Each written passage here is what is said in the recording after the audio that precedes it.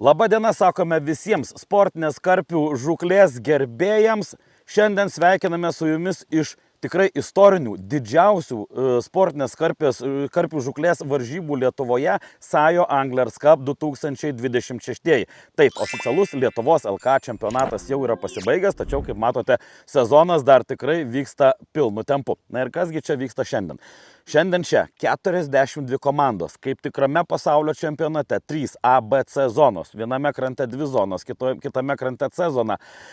Jeigu norite pasižiūrėti, kaip tos zonos atrodo prie vandens, be abejo, užbėkit pas mus į Lietuvos karpininkų asociacijos paskyrą Facebook'e, yra žemėlapiai, yra realių laikų vedama rezultatų lentelė.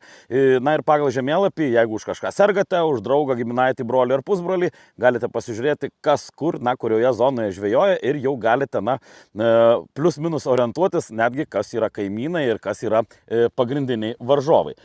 Taip, grįžtant prie šio etapo, prie Sajo Anglers Cup 2026, iš tikrųjų su organizatoriais teko palaikyti labai artimą ryšį ruošiantis varžyboms.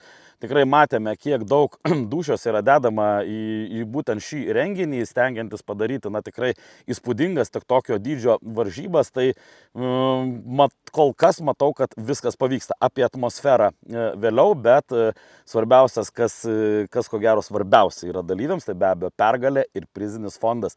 Prizinis fondas, mylėjai, 10 000 eurų. Prizinis daiktinis fondas turiu omenyje. Tikrai turime gausybę rėmėjų, juos išvardinsiu šiek tiek vėliau. Bet ir piniginiai prizai, ir rėmėjų daiktiniai prizai, aš jau nekalbu apie taures ir visą kitą, apdovanotos bus absoliučiai visos komandos. Be abejo, tos jau finišavę žemiausiose pozicijose gaus paguodos prizus, o kas jau išvažiuos štai su tokiamis pirmos vietos taurėmis, išsiveš ir 2000 eurų, tarkim pirma vieta 2000 eurų prizą plus daiktinius prizus. Taip kad Sajo tikrai pasistengė. Bet kaip sakiau, apie atmosferą šiek tiek vėliau. Dabar, taip, grįžtam prie mūsų rėmėjų. Sajo Anglers Cup 2026. Iš tikrųjų, nei tokio prizinio fondo, nei tokio lygio renginio sukonstruoti be dosnių jūsų rėmėjai, be dosnios jūsų pagalbos tikrai būtų neįmanoma. Tai dar kartelį dėkui sakome pagrindiniam šių varžybų partneriui, tai kompanijai Baltijos žvynas. Ačiū sakom Lunar Bites, Sportex, Shimano, Zoop, Spider Spot, UAB Gestus, UAB Everest Logistics, UAB Jotagris, UAB Simper, UAB Armolė, Sajo Anglers. Varžybas organizuoja Sajo Anglers, Lietuvos karpininkų asociacija ir Lietuvos sportinės žūklės federacija. Beje, čia esame vidury laukų, neturime elektros, taip kad elektra mus aprūpina Electric Ride LT. Nuo štai tokių nedidukų powerbankų iki didelių įvairiausio kalibro elektros stotelių ir plus elektriniai paspirtukai, dviračiai, motoroleriai. Ačiū sakome jums, nes be jūsų tikrai čia mums būtų sunkoka dirbti, konstruoti jums nuotraukų galerijas, video ir panašiai. Taigi, šiandien ketvirtadienį, kaip visada, darome tą trumpąjį intro podcastą, nelaukime vakarinių rezultatų, visi suprantam, kad ketvirtadienį po pirmojo svėrimo, ne kažką ten būna su ta žuvimi ir toli siekiančių išvadų nėra kur daryti, taip kad šiandien pasakojam apie tai, kur esam, kas vyksta, kokia čia atmosfera ir panašiai.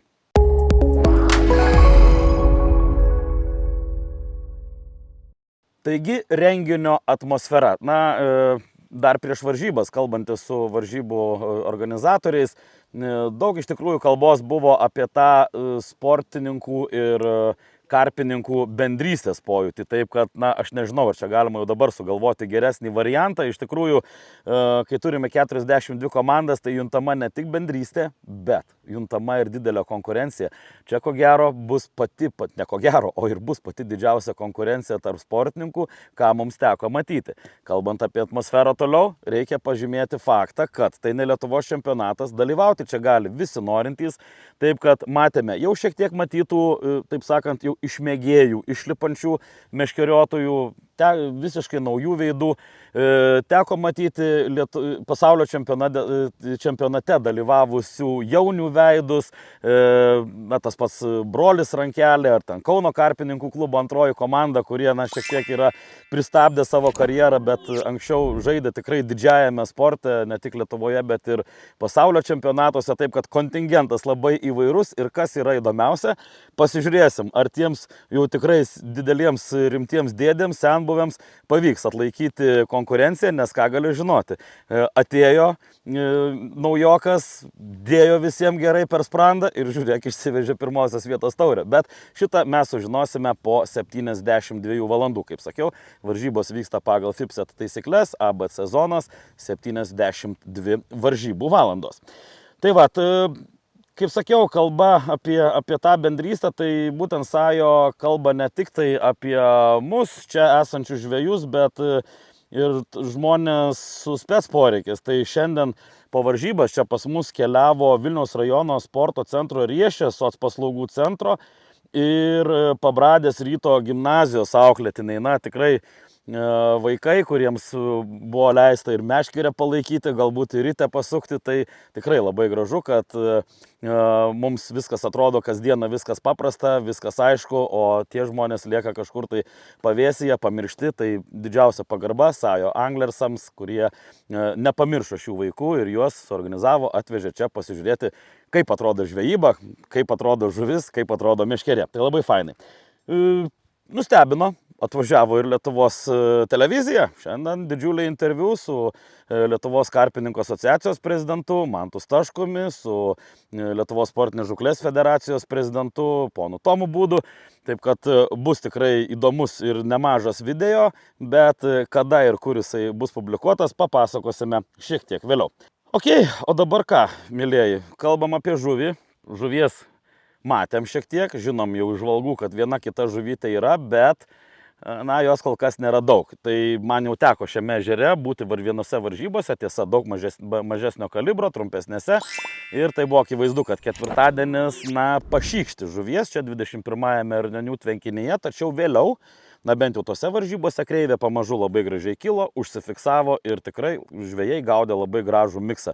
Žuvytes sveriančias nuo kilogramo, kadangi yra šviežiai žuvinta, naujas sportinis telkinys, iki big fishų 10-12 kilų. Taip kad miksas tikrai yra neblogas, pasižiūrėsime, koks jisai bus šių varžybų metu.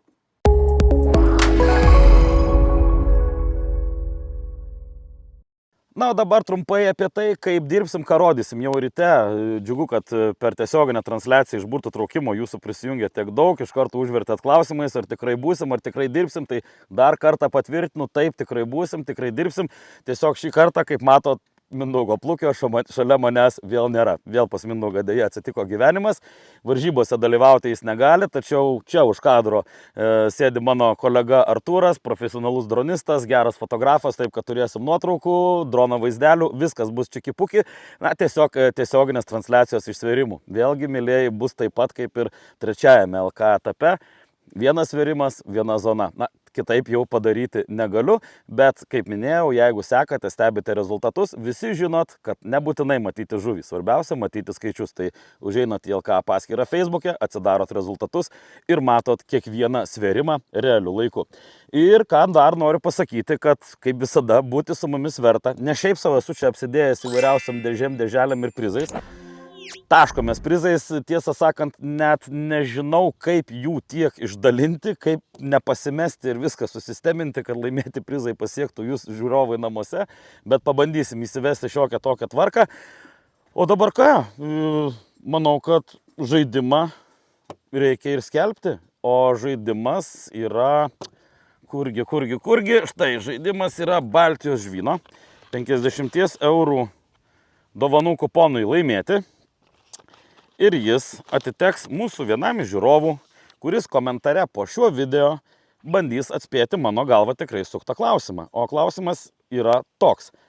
Ar po trečiojo svėrimo, tai yra po rytdienos penktadienio vakarinio svėrimo, Big Fish'as bus didesnis nei 10 kg? Į komentarą po šio video parašykite tiesiog taip, ne. Balsuoti galite iki rytdienos penktadienio 19 valandos. kuomet ir prasidės trečiasis svėrimas. Manau, klausimas ir suktas, ir labai paprastas. Spėliojam, žaidžiam. O dabar ką? Viskas, mėlyjeji. Ačiū, kad buvot. Mes po truputėlį ruošiamės ir bėgsime prie vandens į pirmąjį svėrimą. Dėkoju, kad žiūrėjot. Susitinkam netrukus.